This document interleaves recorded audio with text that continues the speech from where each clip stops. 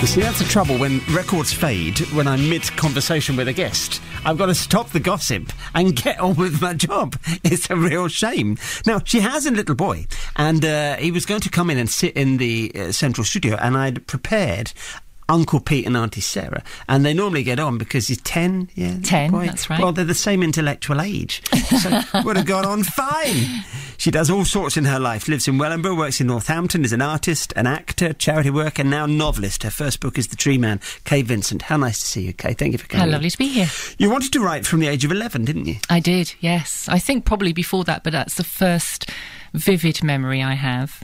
Could you articulate that to careers advisors? Because when I went to mine and said I wanted to be on the radio, blank expressions back at me. Yes, I think probably I got blank expressions as well at that point when I said that I wanted to be a novelist at 11. I don't think they really listened, but yeah, I just remember that as being the most sort of vivid ambition of that age. I don't remember wanting to be a vet or, you know, all of the sort of the other things that children often desire, just that I wanted to write. You were an avid reader then? That's where it came from? Yes, very much. My mother instilled that in me from, I think, the year dot, really.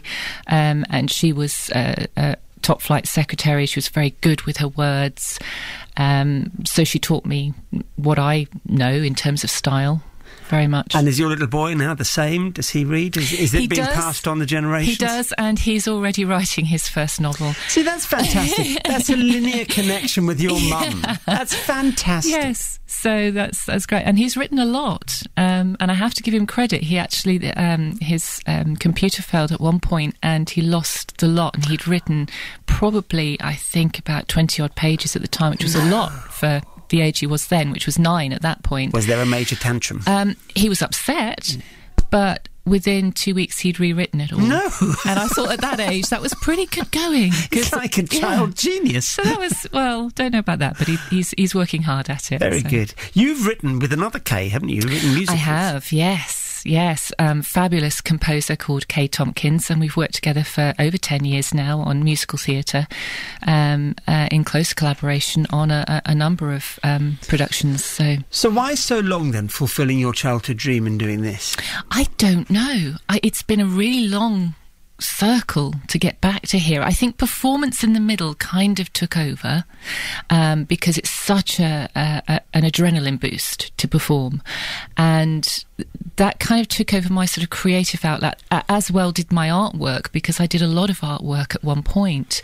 But when I returned to writing, first through the musical theatre route with the other Kaye, but then when I finally started to write this first novel, it's like coming home. It's like, oh yes, this is where I'm meant to be. This is what fits. And it's like putting on the perfect tailored suit. You know when it's right and when it's been made for you. But I'm not sure I could do it. You're a mum. I mean, were I even to have the creativity, the ability to do it, I don't think I could find the time to do it. I just have a dog, and all of this is written, all the interviews are prepared, and everything I say is all prepared beforehand. And that's hard enough, finding the time to do it. Yes. With a 10-year-old, there are meals, there are school runs, there's washing, there's ironing. How do you find time to set yourself alone, presumably in a little room on your own, is it, to write? Well, all three of us share an office at home, and I work during the day. My husband is fantastic. He does a lot of the ferrying around with Jake, although I did the sort of the first 7 years. But he's self-employed, so that makes it easier for him to be able to do the pick-up at the end of the day. But I'm still working until sort of 5:30 each day. So my writing time is limited really to sort of after my son has gone up for the night, and between 8 and 10 usually, that's my golden time. And is that good? Is your brain not still whirring when your head hits the pillow? It whirs because it has to, because I need it to, because that's my passion. But I would prefer to have some daylight hours to write. I have to say that would be lovely. And if I do get a day off, I make the most of it. I had Monday off as annual leave, and I promised the afternoon to my son, but the morning was mine.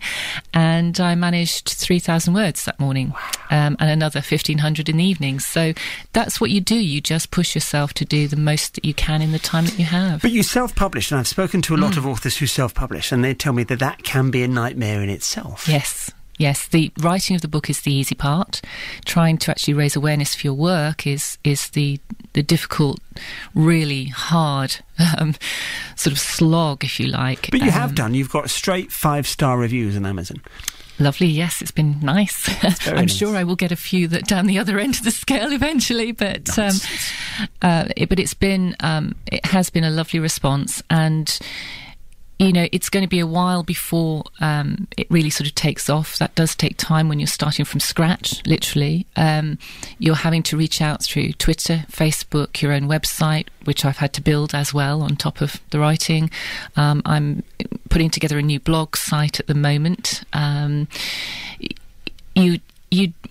This is lovely. Thank you very much. You're very welcome. You know, this is sort of, you know, the traditional route of getting through radio, and I am going to be looking at trying to reach out through local media more. But and there's book signings you can do. Local bookstores are always very amenable, I think, for having signings. And I am going to start.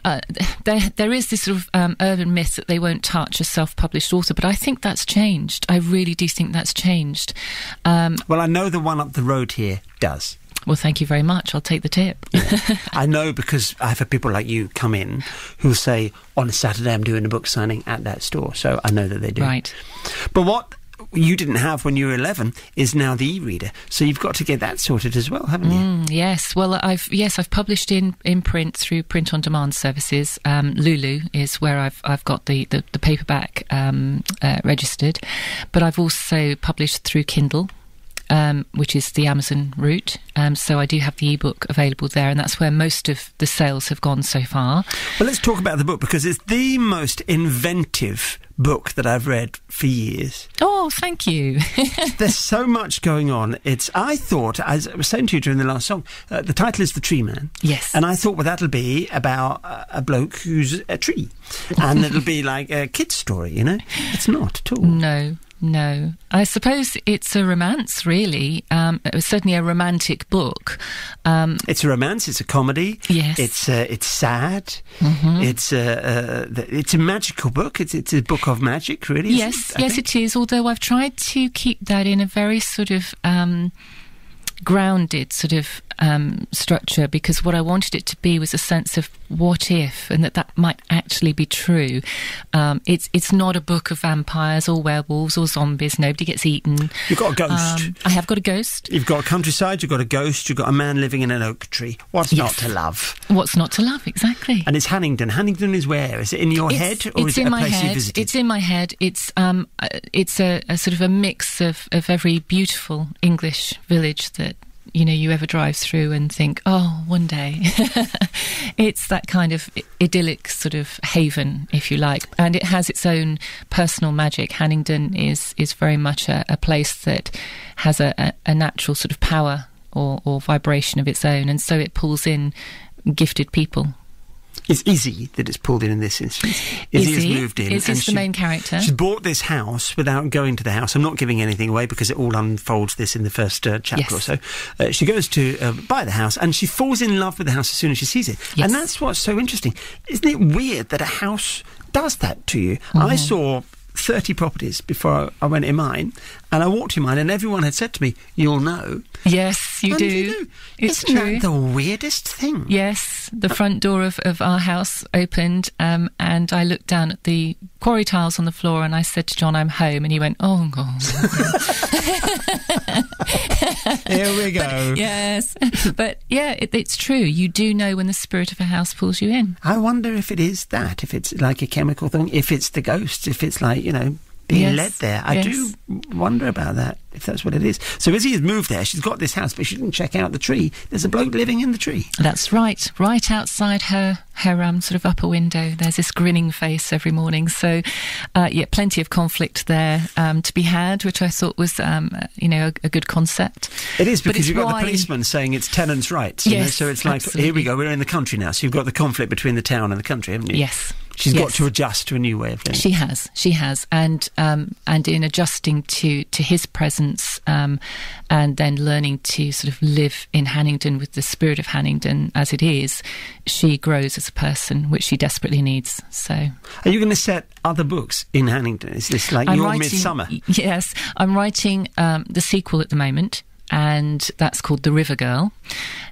And I did originally see it as a series of 3, but I think that I've actually achieved the narrative arc that I wanted to in the 2 books. That's not to say there will never be a 3rd, but I think that for now, Hanningdon wraps up very, very nicely as a 2-book piece. And then I have another idea brewing for a different book altogether. And do you know, it's not 50 Shades of Grey like, is it? No, but it does have a sort of a certain content, as it's going to revolve around burlesque, but it's more of a character-led piece. How fabulous. And when you write, do you know how they will end? Do you have the route that your characters will go down set, or does it unfold as you either pick up your pen or open your laptop? There's usually a sort of a peak point that I understand where I'm heading. The plot itself is roughly laid out at the point where I start to write, and then gradually, and the ending itself, the very ending, may change or develop or weave its way out of that. But I understand the peak point of the novel, and I know where I'm heading with that. Jackie Collins always says, and authors often knock Jackie Collins, but they should sell 140 million books worldwide, I think. She always says that she doesn't know. She starts, and then she's like you, it's a mystery. And it's almost like songwriting, isn't it? You wake up and you think, well, where's it come from? Yeah. And odd phrase, I mean, I'll be listening to the radio and I'll hear a song, I don't know, by U2 or whatever, and there'll be one little phrase, one little lyric that will spark off a whole train of thought, and another scene will come out of that. Nothing to do with the U2 song or whatever I'm listening to, but the phrasing, the lyric just opens a doorway in the mind, right, and something clicks. I'll tell you who to listen to. Do you know the work of Nick Drake? No. Right. Google Nick Drake, find his stuff. He's passed away now. He was a singer-songwriter. He was a kind of tormented guy, but he was like an archetypal English singer-songwriter. And he passed away in 75, 76, and he wrote songs like Northern Sky and The Riverman, and they're acoustic, and they're very lovely songs, and they're very simple. And back then he couldn't get arrested, which is why ultimately his life ended, because he was frustrated with things that were happening to him. Now he's revered as this kind of genius, How often that happens, but back then he couldn't sell any copies, so we made 3 albums. Dig them out, and that might inspire Guy called Nick Drake. In the meantime, there's the Treeman. It's Amazon, where you can get it on the Kindle if you wish to download, and to get a hard copy, because I'm a bookish person. So, I was this is it. An e-reader for Christmas. I haven't got it out of the box. Once you start. Do you think? Oh, yes. It does become a bit obsessive after a while. Yeah, but you can't smell an e-reader. No, and I totally understand that, because I love books myself. I love the whole thing of the cover and just, yes, the magic. Hopefully where you can go for book signing, it's a new bookshop, and it doesn't smell like the old second-hand bookshops, and they're all closing, all these independent shops. I know. Am I weird going in sniffing books? That's odd, isn't it? I quite like that too, but I'm also one for, I like new catalogues and the smell of the ink and the whole printing process. I just think it's a fascinating thing, and it'll be sad if it decreases, really. Well, if you like the ink copy, where can people get it from, Kaye? Lulu, www.lulu.com. Very good. And if you're going away on holiday, it's a fantastic read, because you'll be hooked, because there's so many twists and turns. It's very, very good. You should be very proud. I might add another 5-star review to your Amazon total. Oh, thank you, Bernie. Thank you. Nice to see you. Thank you very much.